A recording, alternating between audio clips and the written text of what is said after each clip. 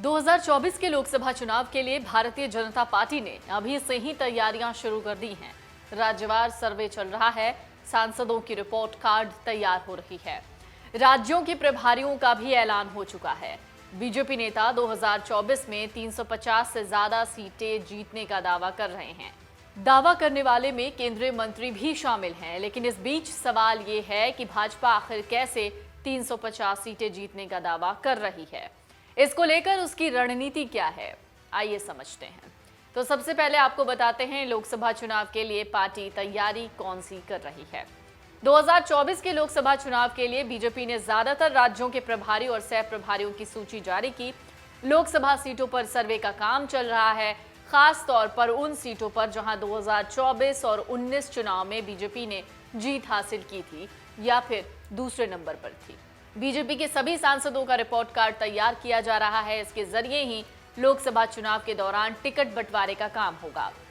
कुछ दिनों पहले ही केंद्रीय गृह मंत्री अमित शाह और पार्टी के राष्ट्रीय अध्यक्ष जगत प्रकाश नड्डा ने इन सीटों पर प्लानिंग को लेकर मंत्रियों के साथ एक बैठक की थी। इसमें भी व्यापक स्तर पर चर्चा हुई। आइए अब आपको बताते हैं भाजपा की रणनीति क्या है। भाजपा के वरिष्ठ नेता का कहना है कि लोकसभा चुनाव के लिए पूरी तैयारी है। इस बार 350 से ज्यादा सीटें मिलेंगी और रिकॉर्ड कायम होगा। जैसा कि हर बार भाजपा की ओर से इसी तरीके के बयानात सामने आते रहे हैं और जाहिर है जो पार्टी अपनी जीत को लेकर कॉन्फिडेंट होती है वो इस तरीके के बयान देगी ही। इसके साथ ही उन्होंने कुछ बिंदुओं में पार्टी की रणनीति भी बताई। तो आइए इससे समझते हैं 2024 के लोकसभा चुनाव के लिए किस रणनीति के तहत बीजेपी काम कर रही है। पहला, हारी हुई सीट पर फोकस। 2014 और 19 में बीजेपी को जिन जिन सीटों पर हार मिली उन सीटों की पार्टी ने समीक्षा की। इसके मुताबिक इन सीटों पर विपक्ष की जीत की वजह जातीय और धार्मिक फैक्टर के साथ विपक्ष का चेहरा रहा। इस बार अभी से उन सभी सीटों पर भाजपा फोकस कर रही है। दावा है कि भाजपा 2019 में हारी हुई 100 सीटों पर जीत दर्ज करने की रणनीति पर काम कर रही है। 2019 में जीती सीटों में से जितनी सीटें कम होंगी उससे ज्यादा सीटें पार्टी हारी सीटों पर जीत दर्ज करके इस आंकड़े को हासिल करना चाहती है। आने वाले दिनों में बीजेपी जातीय और धार्मिक समीकरण भी साधेगी। इन सीटों पर केंद्रीय मंत्री, राज्य सरकार के मंत्रियों का दौरा ज्यादा से ज्यादा होगा। स्थानीय लोगों की हर समस्या का निस्तारण करने की कोशिश होगी। उन्हें सरकार के कामकाज की इंफॉर्मेशन दी जाएगी। दूसरा है बूथ स्तर पर पार्टी को मजबूत बनाने का काम।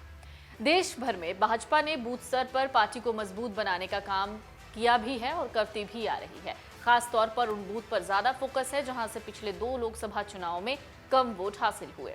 देखा जा रहा है कि कहां से वोट बढ़ने की संभावना ज्यादा है, कहां से कम है। जहां थोड़ी सी भी संभावना है वहां बीजेपी के नेताओं और कार्यकर्ताओं को दोगुनी मेहनत के साथ आगे बढ़ने को कहा गया है। बूथ स्तर पर वोटर्स की जो सूची है वो तैयार हो रही है, फिर वो बीजेपी के वोटर्स हों या नहीं। विपक्ष को वोट देने वालों से भी अच्छे रिश्ते बनाने के लिए कहा गया है। पिछड़े, दलित और आदिवासी वोटर्स पर फोकस है। बीते दिनों ही बीजेपी पिछड़े मोर्चे की राष्ट्रीय कार्यकारिणी की बैठक हुई। तय हुआ कि हर तरह से पिछड़े वर्ग के लोगों को भाजपा से जोड़ने का काम जारी रहेगा। ज्यादा से ज्यादा पिछड़े वर्ग के लोगों को सरकारी योजनाओं का फायदा दिलाया जाए और लाभान्वित लोगों को पार्टी से जोड़ा जाए। इसी तरह दलित और आदिवासी वोटर्स के बीच ये संदेश देने की भी रणनीति है कि बीजेपी दलित और आदिवासी हित में काम करती है। द्रौपदी मुर्मू को राष्ट्रपति बनाए जाने का भी जिक्र दलित और आदिवासी वोटर्स के बीच में हो रहा है। गठबंधन के साथियों के छोड़ने से होने वाली नुकसान की भरपाई भी एक मुद्दा है। बिहार से जेडीयू, पंजाब और शिरोमणि अकाली दल और राजस्थान से राष्ट्रीय लोकतांत्रिक पार्टी के एनडीए से अलग होने से होने वाले नुकसान को लेकर समीक्षा हो रही है। जातीय समीकरण देखे जा रहे हैं ताकि समय रहते इसकी भरपाई हो जाए। ऐसे में अगर अलग अलग जातियों के नेताओं को आगे बढ़ने की कोशिशें चल रही हैं तो वो काफी है। पांचवा है जाट और मुस्लिम वोटर्स पर फोकस। पश्चिम उत्तर प्रदेश, हरियाणा, राजस्थान और दिल्ली में जाट वोटर्स की संख्या बहुत है। जाट वोटर्स को साधने के लिए जाट समुदाय से आने वाले जगदीप धनखड़ को उपराष्ट्रपति बनाया गया है। इसी तरह उत्तर प्रदेश बीजेपी के अध्यक्ष भूपेंद्र सिंह चौधरी को बनाया गया है। भूपेंद्र जाट हैं। मुस्लिम मतदाताओं को साथ लाने के लिए भी बीजेपी ने पिछड़े मुस्लिमों को अपने साथ जोड़ने की रणनीति पर काम शुरू कर दिया है। अगर आप ये वीडियो YouTube पर देख रहे हैं तो हमारे चैनल को सब्सक्राइब करें और बेल आइकन को दबाना ना भूलें। अगर आप Facebook पर ये वीडियो देख रहे हैं तो हमारे पेज को लाइक करें।